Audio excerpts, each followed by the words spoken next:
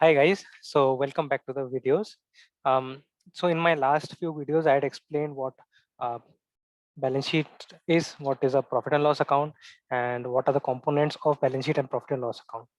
However, some people have queries that how exactly the accounting process works, because at the end of the day, the balance sheet and profit and loss accounts are just statements. Sorry, balance sheet is a statement, profit and loss account is account.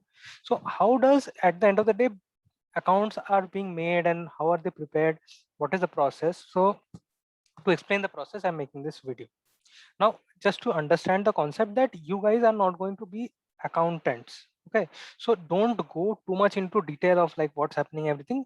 You guys have to just basically understand what the balance sheet and profit and loss account looks like and what each transaction is affecting the profit and loss account and balance sheet in which way. Okay, so I've made a few slides. I'll just share my screen and let's quickly get started. I want to keep this session as um, short as possible. So I hope you guys can see my screen and you can see me as well. Okay, right. So now the accounting process. So in the accounting process, the entire process starts with journal entries. So firstly, what do we record in the books of account? Not everything. Okay. So let's say I take a decision to buy a land. Okay, that decision is not a transaction. Okay, we record transactions only. So whenever we decide to let's say in the board of directors meeting, I'm deciding to purchase land. That is not a transaction. When I actually purchase land or when I actually pay the person, so these things are transactions. We record only transactions. So in this entire video, I'm going to go through some important transactions and I'm going to show you how these are impacting your profit and loss account and balance sheet, right? So I'll just give you a brief of what happens. Journal entries. These journal entries affect the accounts. Then those accounts are called ledgers. So like every account has a separate ledger, and those journal entries will either be on the debit or credit side of that ledger, and then the balance of the ledger comes in the trial balance, and then the trial balance is used to make the trading manufacturing, which is basically the profit and loss account and balance sheet. So you don't need to know this process, but I'm just for information, I've given you journal entries, ledger posting, trial balance and stuff. So for you guys, the most important part is the profit and loss account and balance sheet. Right now, forget about the statement of changes in equity. I had mentioned in my first video of quarter financial statements. In that, I mentioned statement of changes in equity and cash flow statement. These are also financial statements, but these are kind of, you can say, zoomed in versions of the balance sheet. So within the balance sheet you have the equity part, so that changes in equity is covered in that part, and cash flow is basically the changes in the cash. So cash is also an asset and that also comes in the balance sheet. So these are extension of balance sheet in one sense. So you guys have to focus currently on profit and loss account and balance sheet only. Okay.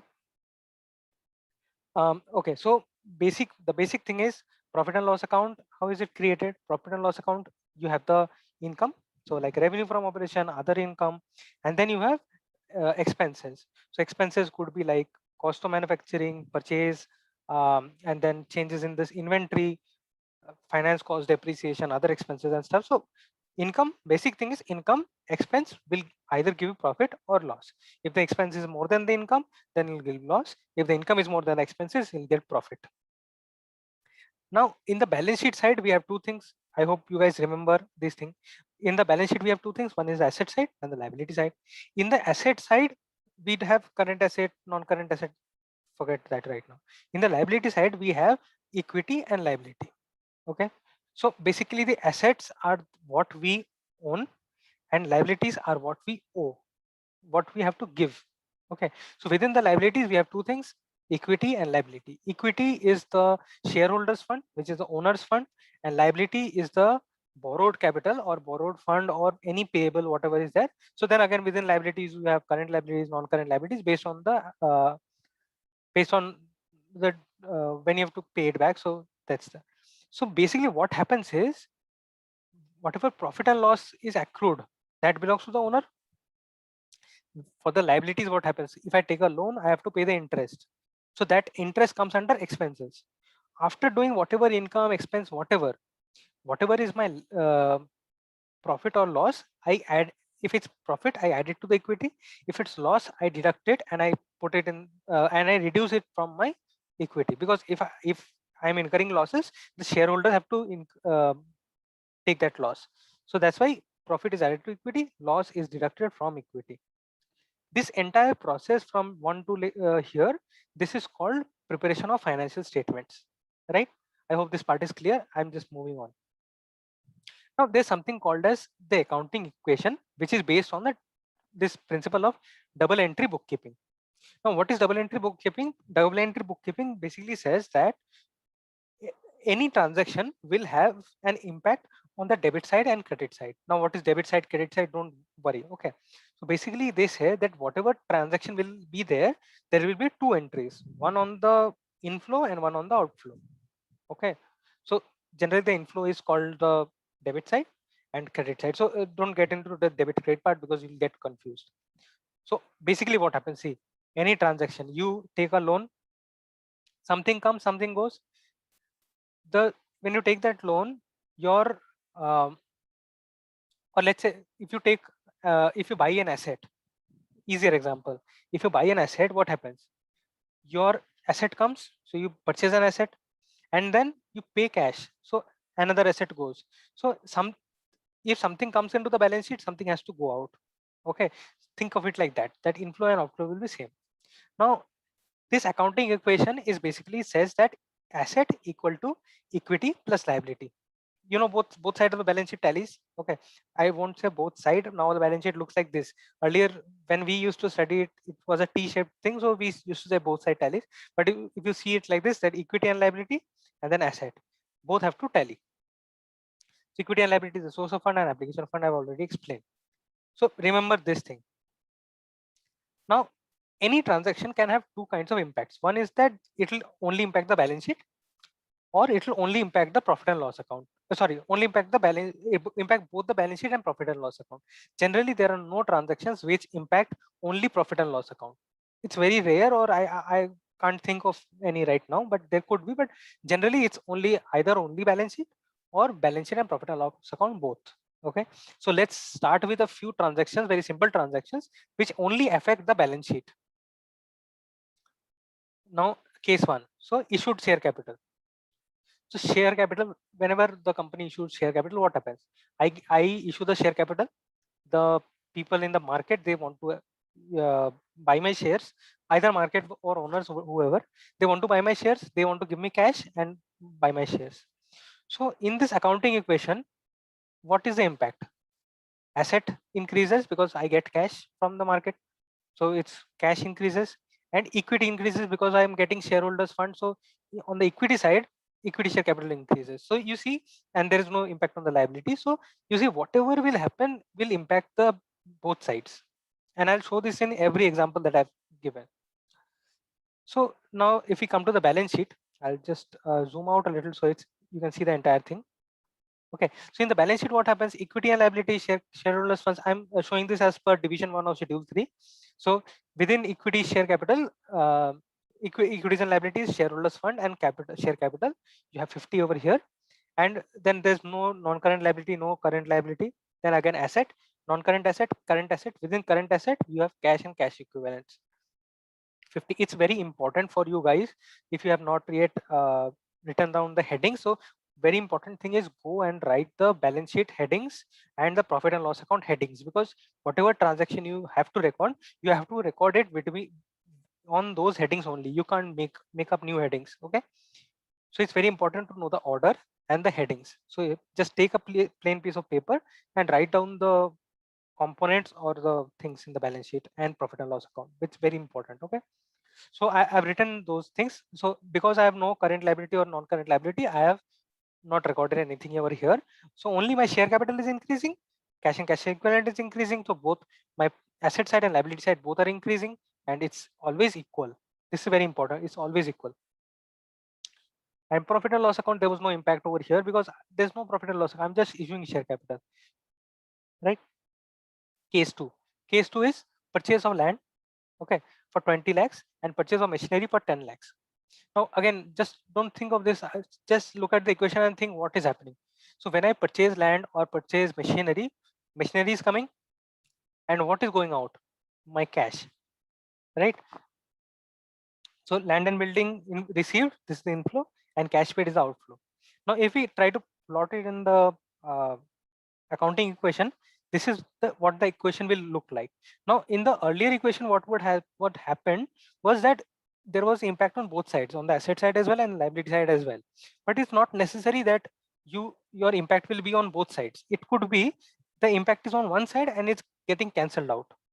So see over here what's happening in the I'm purchasing machine and land, so 20 plus 10, it's increasing, and then my cash is going out. So 20 plus 10 minus 30. So this side entire effect is 0, this side entire effect is 0.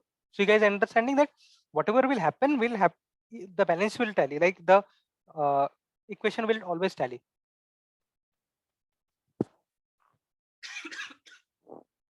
Sorry, right. So again, if I do the balance sheet, share capital 50, I'm carrying forward it from the previous balance sheet.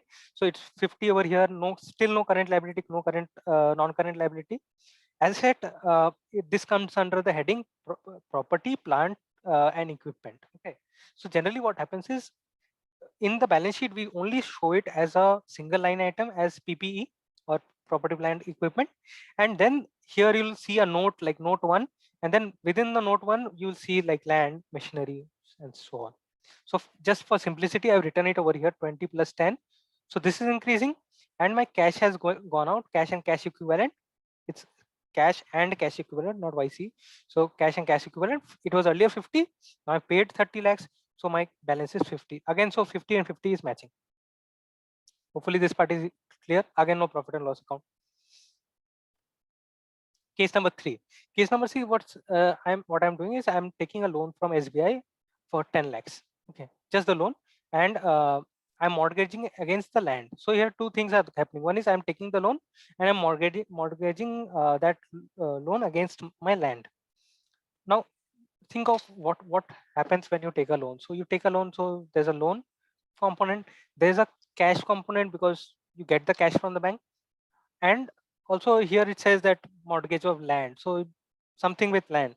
Now you have to think that what's happening. So in cash, I'm getting cash and my loan is increasing, sorry, my liability is increasing, so loan over here. Now mortgage is not a transaction, because what happens is when you mortgage a property, you're just giving the property documents to the bank that in case I don't pay the loan, you can sell my land or take over my land, whatever happens. So the transaction is not complete. If I sell the land, that is a transaction because I'm giving away something. Here I'm just giving it as a security. So in that case, it's not a transaction. So that against mortgage of land, this does not have any accounting impact. So I just added this part. I hope this does not this did not confuse you guys, but I'm just showing you guys some transactions which do not have any impact on the accounting. So I'll take the accounting impact of the loan from SBI only. So again, cash equal to this part. Now I've taken 10 lakhs loan. What will happen? Share capital was 50. Now I got a long-term borrowing within non-current liability. Non-current liability, what is non-current liability? Any liability that is more than 12 months is a non-current liability. Any liability which is less than 12 months is a current liability. I'm assuming it's a long-term loan. So it's a long-term borrowing of 10 lakhs over here. Now what will happen on my asset side? In my asset side, PP is the same. Okay. Now what happens is generally when we hypothecate or mortgage any property, I need to tell my shareholders that, look, this property, I have taken a loan against this property. It is at a risk that if I don't pay my loan, the bank might take this property away. So just for disclosure purpose, in my notes, when I make my notes to account, I write that land hypothecated against long-term borrowing, so that when my shareholders or any other stakeholder is seeing the balance sheet, they'll know, okay, we have a land, but then that land is at a risk because in case I don't pay the borrowing, this land might not be there. Okay, so this is very important. Like this is a disclosure only, it does not reduce the amount of land or value of land. So in the PPE, again, I'll write a note number 1 over here and make the disclosure 30 this, and then cash. Earlier I had paid and I had 20 lakhs left, and now because I'm taking the loan, I'm getting money this 10 lakhs. So this 10 lakhs will add my cash and I'll get 30. Got it? So again, you see the total 60 and 60 is matching. Understanding till now? Okay. Now let's come to the, so far whatever transaction we did, it was only impacting the balance sheet. Now let's see some transactions which will impact both the profit and loss account and balance sheet. So these are a little bit more critical. So just try to bear with me. I'll explain how, I'll try and explain everything. Okay, just stay with me. Okay. Now see, transactions that affect both profit and loss account and balance sheet. Again, I've just shown you guys that whatever profit and loss is happening, if it's loss, it will get reduced from the equity. If it's profit, it will get added to equity. This is very important, because if you don't do this, if you look at it differently, right, your balance sheet will never tally. Unless you bring that profit and loss from that profit and loss account, your balance sheet will not tally. So it's very important that you, at the end of the profit and loss account, you take the profit and loss account balance into the equity. Now, asset equal to equity plus liability, we had already seen this part. I hope this part has been clear. Now, within equity, what happens is it's my owner's fund. Now, owner's fund will increase if I have profit, and it will decrease if I have loss. Now, this entire thing of profit and loss, how is this changing? Okay, how does this profit and loss account change? If my income is more than my expense, I'll get profit, right? So if I try to modify this equation a little bit, I can write that any income will increase my equity side. So if I'm thinking of the right hand side, okay, if I have any income, that income will increase my equity. So income is, I'm writing it in red because it will increase my equity. So this side, and then any expense will reduce my equity, because if I have any expense, it will ultimately loss, it will increase my losses. So any expense will reduce my equity. I hope this part is clear. Okay, I'm saying it again. Any owner's fund plus profit will increase owner's fund. Any loss will reduce the owner's fund. Now, how do we get profit and loss? It's through income and expenses. If my income is more, it will increase the equity. If my expense is more, it will reduce my equity. So that's why I've written a minus expense. So I'm just bifurcating this equity part into equity plus income minus expenses, and then liability is the same. Now, just so that this negative figure does not come, I'm taking it to the left hand side. I think all the non-commerce people are very good with equations and stuff. So I hope you guys can understand this part, right? So asset plus expenses this side, equity plus income plus liability. So any kind of asset plus equity, this is my outflow side. Expense leads to outflow of assets, outflow of funds. So that's why it's this outflow, and this is the inflow side.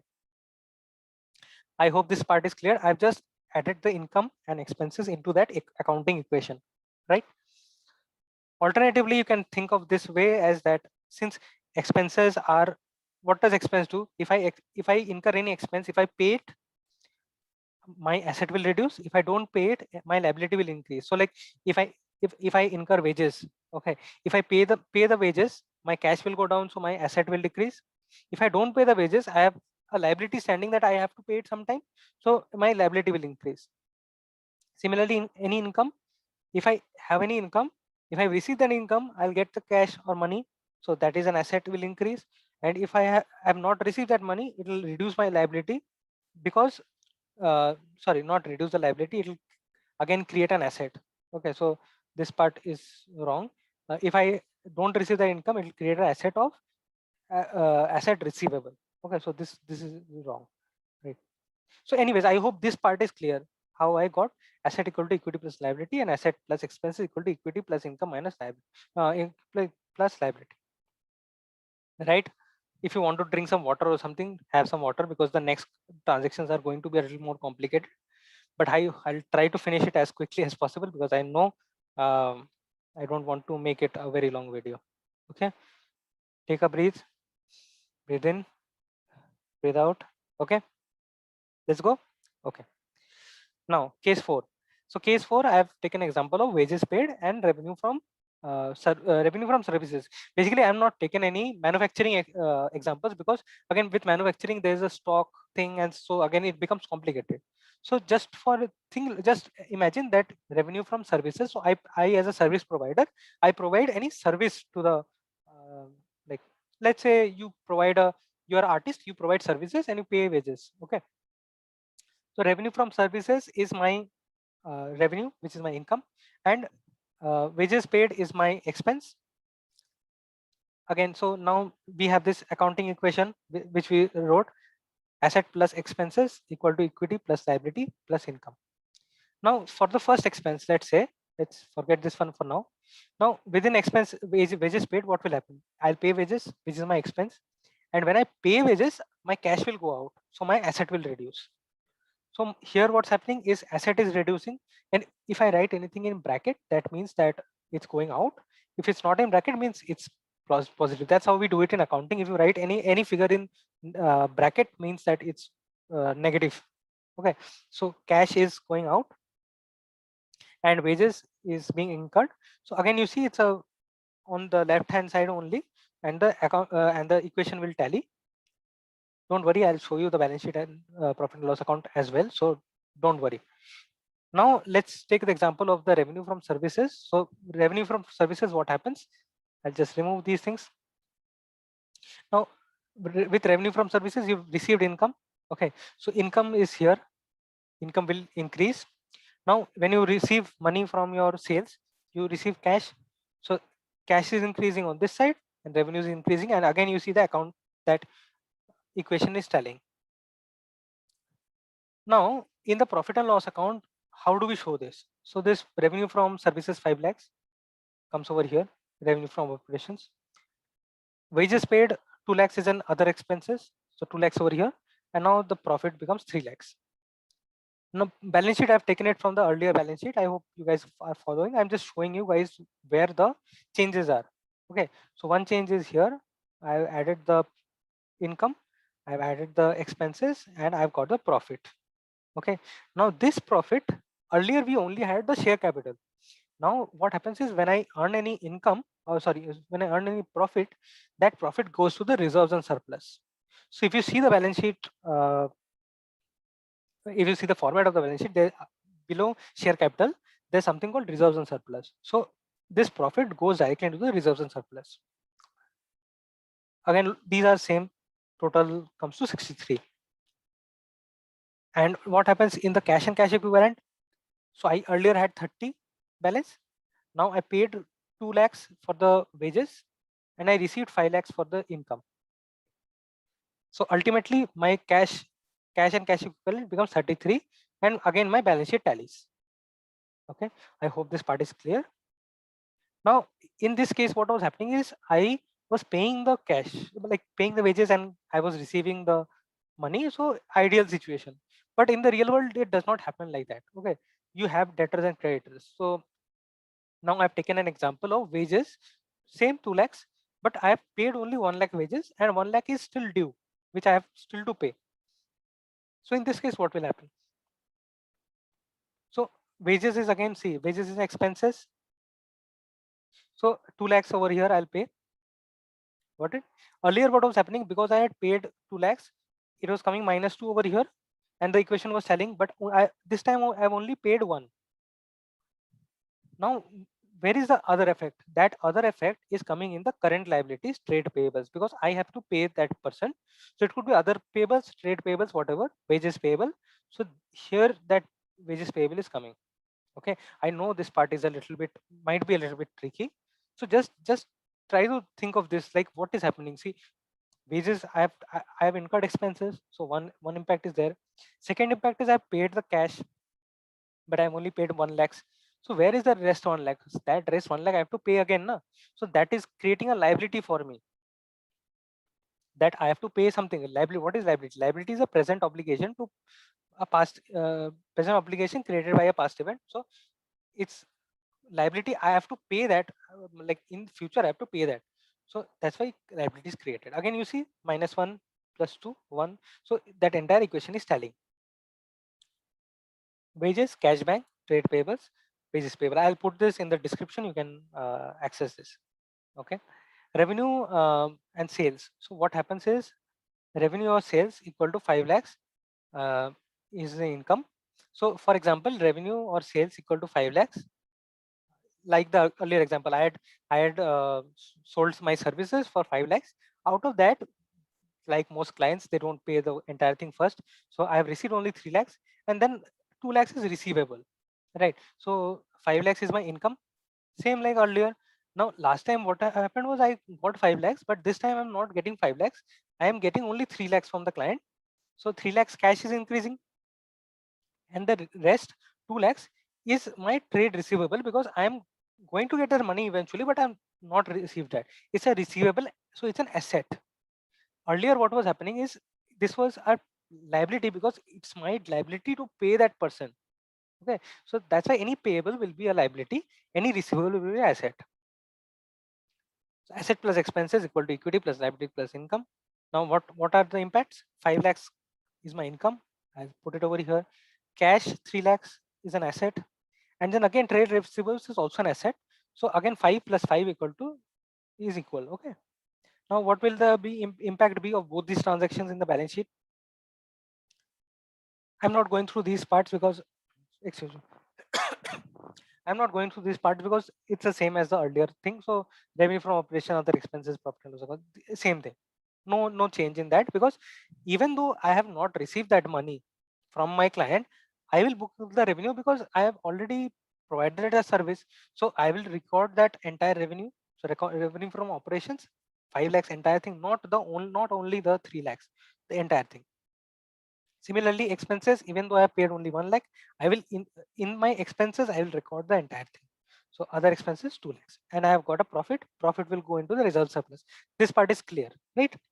Now the change in the balance sheet happens is because current liability, wage payable. So here I had the trade payables. So in my in my liability side, wage payable, generally what happens, wage is paid within 1 or 2 months. So it's less than 12 months. So that's why it's in current liability. So it's in current liability as recorded the wage payable of 1, and in current asset I have recorded the trade receivables of 2. Okay, so this 2, where does this 2 come from here, and this 1 is coming from here. Okay, I hope you guys are following. Now you see the balance sheet changes a little bit and the total changes, but again it's matching. If I go back to the earlier balance sheet over here, you see it was 63, now it's 64, because my wages payable 1 lakhs over here, and my trade receivables is 2 lakhs, and cash, earlier cash was 30, I think 33. Now cash is here 30 plus 1, 30 minus 1 plus 3, because I paid 1 lakhs over here and received 3 lakhs. So 32 over here. Okay, not confused, I hope. समझ आ रहा है?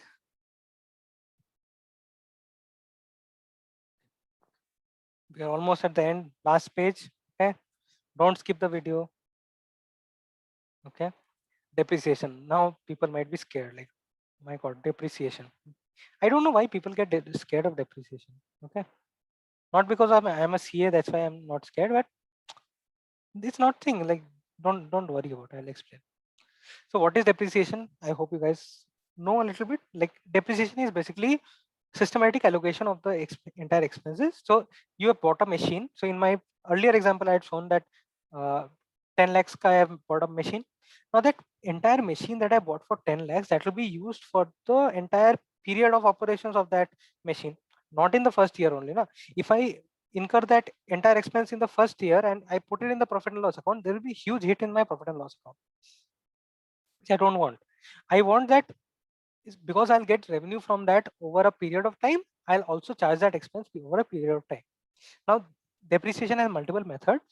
I am taking the method WDV over here, which is generally followed everywhere. There is another method called straight line method, which is simpler, but again, WDV is very important because most people follow WDV. So machinery is depreciated by 15%. So it's a standard rate which is given in the Companies Act. So I'm taking depreciation by 15%. Opening balance of machinery was 10 lakhs, which is my cost of the machinery. Depreciation 15%, 1.5 lakhs. I'm reducing the machinery. Now closing balance is 8.5 lakhs. This closing balance is known as my WDV, which is my written down value of that asset. So WDV, written down value. Again, depreciation you might have heard is a non-cash expense because these depreciation is one of those expenses. Depreciation and amortization are one of those expenses which do not lead to a cash outflow, because if I incur depreciation, my asset goes down, but I don't incur cash expenses. Okay, so that's why you see in the balance sheet what happens. Other expenses, wages payable. See, in case of wages payable or tax payable, any kind of other expenses, what happens is that you either have to pay, either you pay wages now, or sometime 2 months 3 months later you have to pay cash. Ultimately cash pay karna padega, but in case of depreciation it's an expense, but you don't have to pay cash ever. Okay, so that's why depreciation is called a non-cash expense. Again, the accounting equation is here. So what happens in case of depreciation? There's a reduction in value, so 1.5 gets reduced, and then expenses of depreciation is 1.5. Then again you see the left side right side tallies. LHS is equal to RHS, and my balance sheet will tally. Now how do I show the impact? Revenue from operations 5 lakhs, earlier example. Depreciation is a separate line item in the expenses. Again I am saying, please go through the balance sheet format in schedule 3 and profit and loss account format in schedule 3, and make sure you know the headings, because it's very important to know the headings. Okay, so depreciation 1.5, other expenses 2, total 3.5, expenses 5, and then 1.5 is my profit. This profit as usual will go into the reserves and surplus. In the balance sheet, shareholders fund not change. Okay, reserves and surplus 1.5, long-term borrowing 10, wages payable 1 from earlier example. And within PPE, what will happen? This will change from 28.5. So generally in the line item of the balance sheet, we generally show it as one line item as PPE, and then there will be a note, and like I've shown over here, there will be a note in the notes to accounts, and in the notes to accounts it will show PPE. So within PPE you have land. Land is not a depreciable asset because land does not deteriorate in value over time. So that's why there's no depreciation for land.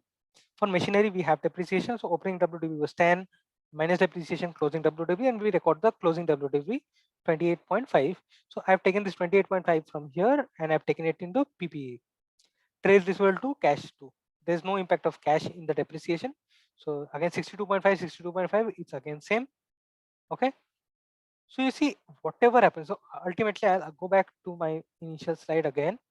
Whatever will happen will always follow the accounting equation.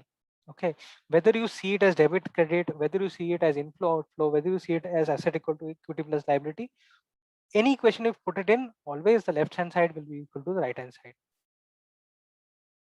right? I'm stopping sharing. So I hope you guys have understood this part. If you have any questions, please feel free to comment below. If you have any transactions you want me to explain in this way, you can also comment it in the description, and I'll try to explain those transactions. I did not want to go too much into detail with like interest on loan, inventory and stuff, which if you want, I can go. But because this is the first video that you're getting, I didn't want to go too much into details. So I hope right now you guys are a little bit more like confident about how balance sheet and things works. If you are confused about any example, go back and watch the video. Okay, you might need to watch it multiple times to kind of get the entire gist of the thing. Okay, but don't feel scared. It's very simple. Just try and figure out any transaction is happening. Just try and figure out what is happening. Okay, so for example, if I say tax paid, what will happen? Okay, if you say tax paid, what will happen? Tax, I'll pay tax. So firstly, cash is going out because I'm paying tax. So my asset equal to equity plus liability, asset side, cash is going down. Now what is tax? Is tax an expense or what? So it's an expense. So that expense is coming over here. So cash is a negative entry plus plus expense positive entry. So again, left hand side is 0, right hand side is 0. Okay. So just try and figure it out in this way, and I hope everything will be clear going on. Okay. So thank you so much for watching the video. I think it, still it's like 20 minutes or something. So I hope you guys didn't skip through, or if you're still watching, very good job. And yeah, meet you in the next video. Let me know what to make and I'll make those videos. Okay. Best of luck.